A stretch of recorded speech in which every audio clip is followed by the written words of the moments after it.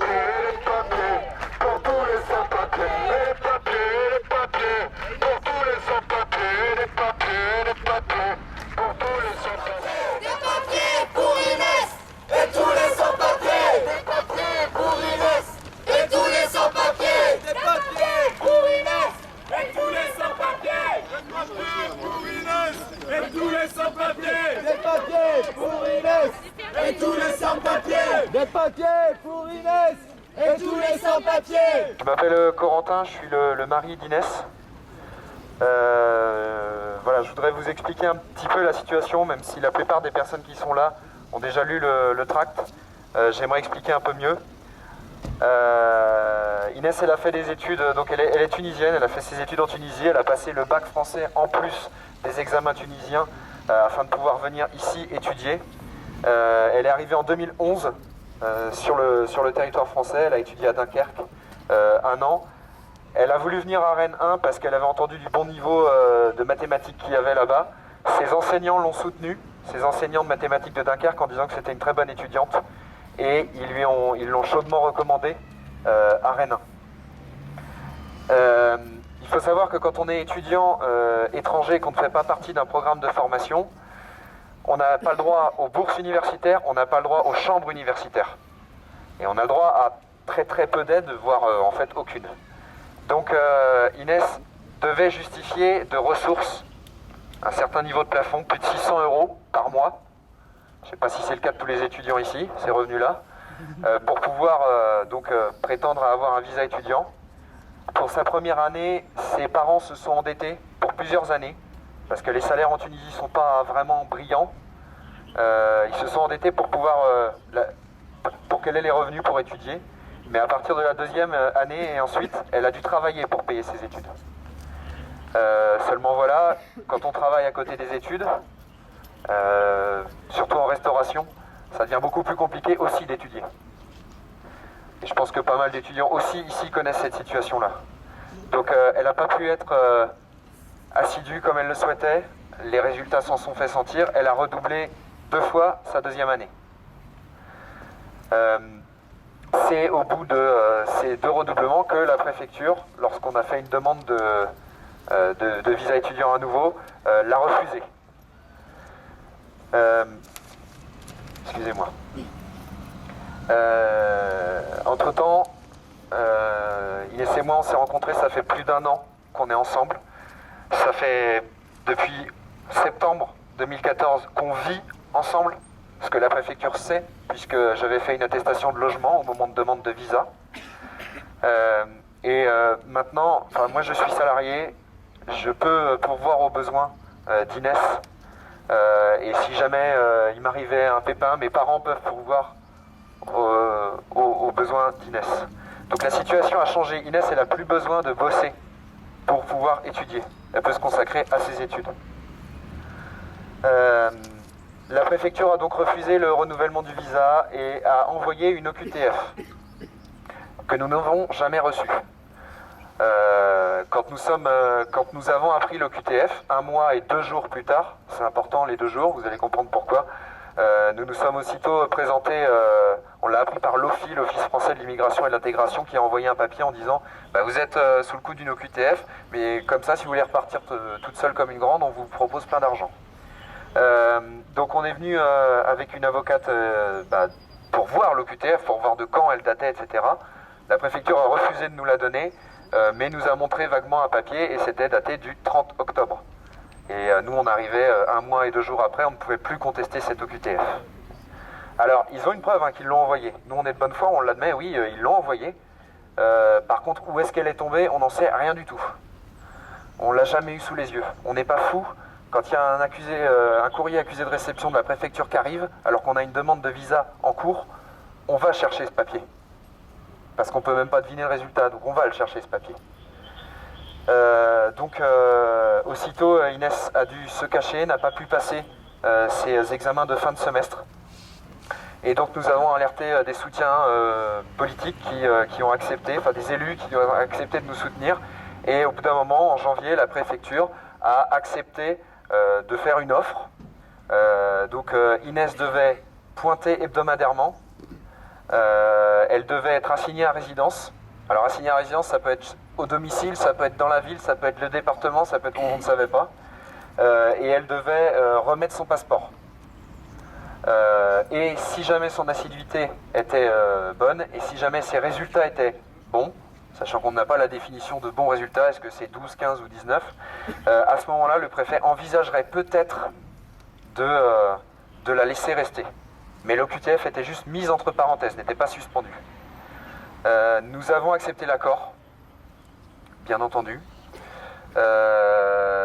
Nous avons écrit une lettre à la préfecture, on a l'accusé de réception du 5 février, en demandant simplement à la préfecture la marche à suivre. Nous n'avons jamais eu de réponse. À ce jour, on l'attend toujours. La préfecture ne nous a jamais écrit directement, je tiens à le préciser aussi. C'était toujours au soutien, jamais à nous. Et là, on s'est mariés samedi. Et il y a 2 jours, on apprend que il considère l'accord rompu, étant donné que Inès ne s'est pas présentée et qu'elle n'a pas remis son passeport. Aussitôt, les soutiens ont demandé une explication à la préfecture en disant que nous, on attendait simplement de savoir où, quand, comment, et les conditions exactes. Ils pouvaient même nous passer un coup de fil, ça nous aurait suffi. Et donc la préfecture a répondu, attendez, écoutez, qu'elle se présente à la PAF, qu'elle leur remette son passeport, et on lui donnera un papier valant séjour provisoire sur le territoire, mais sans aucune date, ce sera pour attendre son départ. Voilà. Donc en clair, on a vraiment l'impression que la préfecture a vraiment joué avec nous, et que la seule chose qu'ils voulaient, c'était obtenir son passeport. Pas autre chose. Une fois qu'Inès n'avait plus de passeport, elle était bloquée. Qui plus est, ça s'est déjà vu dans de nombreux cas d'étudiants sans papier. Quand vous demandez un passeport et que vous devez pointer hebdomadairement ensuite, en général, vers juillet, lors d'un de vos pointages, on vous saisit, on vous enferme au centre de rétention administratif et au revoir. Inès, elle vient de Tunisie et des vols pour la Tunisie, il y en a tous les jours, et beaucoup par jour. Les autorités tunisiennes ont dû accepter d'ailleurs qu'elle rentre, donc il n'y a même plus besoin de procédure spéciale pour l'envoyer. J'aime pas ce vocabulaire-là, mais s'il y en a qui ont besoin d'être convaincus, Inès, elle est intégrée, elle parle parfaitement la langue, elle a travaillé dur pour financer ses études, elle a cotisé pour le chômage et la retraite, ce à quoi elle n'aura jamais le droit, elle, en tant qu'étrangère. Donc elle nous a payé nos chômes dus aussi, à certains, et nos futures retraites. Elle est élue à son UFR de mathématiques, et Inès est militante, syndicaliste et politique. Et c'est justement bien ça le problème. Si Inès est expulsée, elle ne pourra plus jamais revenir. Premièrement parce que quand vous êtes expulsé sous le coup d'une OQTF, vous êtes mis sur une liste dans les ambassades et les consulats. Et que dès que vous faites une demande pour revenir, ça vous est refusé. Parce qu'ils vous connaissent. Deuxièmement, il faut savoir que dans le mail très flou qu'a envoyé la préfecture ces derniers jours, il y avait une menace claire et nette, un chantage qui était de dire si elle ne se présente pas immédiatement, elle sera sous le coup d'un article que j'ai pas retenu par cœur, excusez-moi, mais l'article dit qu'elle sera mise sur elle sera recherchée, donc elle sera mise sur la liste des personnes recherchées et en fuite. Elle risquera 3 ans d'emprisonnement et ça peut déboucher sur une interdiction de retour sur le territoire. Interdiction provisoire ou définitive. Voilà. Deuxièmement, les autorités tunisiennes seraient plus que contents de la récupérer. Elle est connue là-bas. Alors, pour ceux qui croient que la gentille Tunisie est devenue une gentille démocratie, va encore falloir qu'ils le prouvent. Je rappelle que le nouveau président de la République tunisienne, Sepsi, a été un des premiers soutiens de Ben Ali, le dictateur qui a été viré en 2011. Ça a été un de ses premiers soutiens. Il a toujours été à ses côtés dans tous les gouvernements successifs. Il était au gouvernement et il était en charge de cette répression lorsqu'un mouvement d'étudiants, des militants ont été tués, des centaines d'étudiants ont été tués à cette époque. Il a été élu, alors qu'il a toujours été aux côtés de Ben Ali, il a été élu ensuite. Voilà, donc ce type-là, il faut connaître son pédigré, quoi. Voilà, c'est pas un tendre. Deuxièmement, ensuite, il faut savoir aussi qu'en ce moment, il y a des grèves de la faim en Tunisie. Plus d'une vingtaine d'étudiants, d'anciens étudiants sont en grève de la faim parce que, suite à leurs études, où ils étaient syndiqués à l'UGET, le syndicat étudiant tunisien, eh bien, on leur a bien signifié qu'ils étaient fichés et qu'on leur refusait tout accès à tout poste dans la fonction publique, déjà, et qu'ils étaient plus que surveillés. Ils sont en grève depuis plus de 15 jours maintenant. Je pense qu'on peut même vraiment les féliciter de tenir. Donc voilà la situation en Tunisie, où il y a aussi des procès en série en ce moment contre les gens qui se sont révoltés, qui ont fait des grèves, qui ont manifesté en 2011. On juge les gens qui ont fait cette révolution, entre guillemets. Donc voilà la situation en Tunisie. Ce qu'on demande nous, c'est que Monsieur Hollande respecte au moins une des promesses qu'il ait faites, c'est-à-dire de ne pas expulser un étudiant en cours de cursus. On veut la régularisation immédiate d'Inès. Pas de jeu, pas de promesses en l'air, pas de pièges tendus sur plusieurs mois. On veut une remise d'une carte familiale de résidence, vie privée et familiale. C'est mon épouse, elle en a le droit. Comment est-ce qu'on peut exiger d'une personne qu'on recherche, comment est-ce qu'on peut exiger d'une personne qui vit dans la peur de se faire choper et de rentrer dans un pays où elle sera massacrée? Comment est-ce qu'on peut lui demander d'avoir une assiduité parfaite et d'avoir des bons résultats? Je pose la question à la préfecture. Aujourd'hui, c'est un début de mobilisation. Comme je vous le dis, on a mis seulement 24 heures pour réunir du monde. Beaucoup d'élus sont en train de se contacter, de se bouger, etc. Des avocats également. On ne laissera pas briser la vie d'Inès, qui est une amie, une membre de la famille et une camarade. Régularisation d'Inès, merci.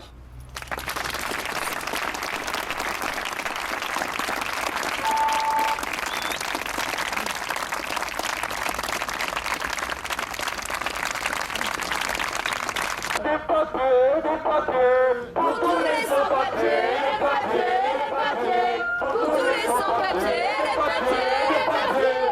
Pour tous les sans-papiers, les papiers, les papiers. Pour tous les sans-papiers, les papiers, les papiers. Pour tous les sans-papiers, les papiers, les papiers. Pour tous les sans-papiers, les papiers, les papiers. Ça c'est la justice. Ouvrez les frontières. Ça c'est la justice. Ouvrez les frontières. Ça c'est la justice. Ouvrez les frontières. Donc cette femme, elle va à Carrefour 18 régulièrement à des cours d'alphabétisation. Et puis lundi dernier, elle s'est présentée dans cette permanence juridique pour refaire le point sur son dossier, pour savoir qu'est-ce qu'on pouvait faire pour débloquer son dossier à la préfecture. Donc elle a parlé droit et procédure avec les militants. Puis elle a aussi parlé alphabétisation en leur disant, moi, vu que là je suis en situation délicate, j'hésite à me rendre dans les associations, je sais pas si je peux aller à mes cours de français. Et les militants, ils lui ont dit, comme ils disent souvent aux personnes sans papier, si tu te caches, en fait, ils ont déjà gagné, donc il faut continuer à, même si c'est pas facile, à vivre ta vie, parce que c'est ça qui fait du lien, c'est ça qui fait qu'il y a des gens qui te connaissent, et que si t'as un pépin, il y a des gens qui se mobilisent. Et franchement, dans un centre social, on va pas non plus envoyer la police. Et malheureusement, ces militants se sont gourés, puisque cette femme, ce matin, s'est fait arrêter devant Carrefour 18 en allant à son cours d'alphabétisation. Donc voilà, ça donne encore une petite idée de cette préfecture qui existe des gens qui s'intègrent, et puis en même temps, qui fait tout pour qu'ils s'intègrent pas. Et voilà, les pratiques sarkozystes dégueulasses qui continuent comme si de rien n'était.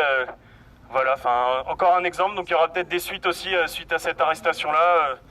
On se tient au courant, et puis le jour où on aura supprimé tous ces guichets où il y aura des papiers pour tout le monde, on aura plus à s'emmerder avec ces conneries. Mais en attendant, je pense qu'il faut continuer à être solidaire, à se mobiliser, à bien faire comprendre aux gens que le changement, c'était pas pour les migrants. Voilà.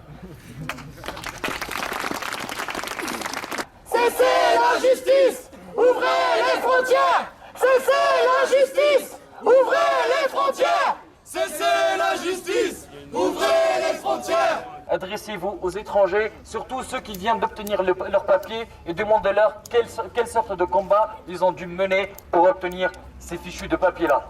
Donc, une politique qui exige à des immigrants qui n'ont pas le droit au travail de payer une taxe d'immigration qui est très élevée, qui équivaut des fois au SMIC horaire français, c'est-à-dire qui peut arriver au montant de 1200 € pour que la personne arrive à avoir un papier temporaire qui ne dure ne serait-ce qu'une année, mais pour la situation de personnes qui n'ont même pas le droit de travailler, il faut leur demander comment ils ont pu se démener pour avoir cette somme d'argent.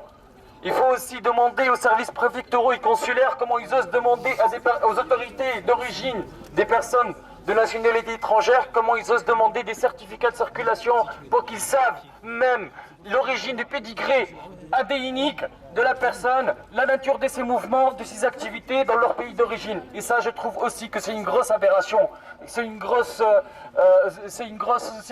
un énorme abus vis-à-vis des droits de l'homme, vis-à-vis des droits de l'individu, vis-à-vis des droits de la famille pour les personnes qui sont venues ici pour rejoindre leur famille, pour les droits basiques d'un être humain. Il faut arrêter cette politique d'immigration. Donc il faut dire stop à tous les abus. Il faut dire stop à toute cette barrière qui limite la moitié sud de la moitié nord de la planète. Il faut dire stop à toute cette injustice qui permet aux Occidentaux d'aller là où ils veulent, quand ils veulent, faire ce qu'ils veulent, payer à volonté, et d'empêcher la jeunesse d'ailleurs de venir construire une petite vie, ne serait-ce qu'une petite vie misérable ailleurs. Merci.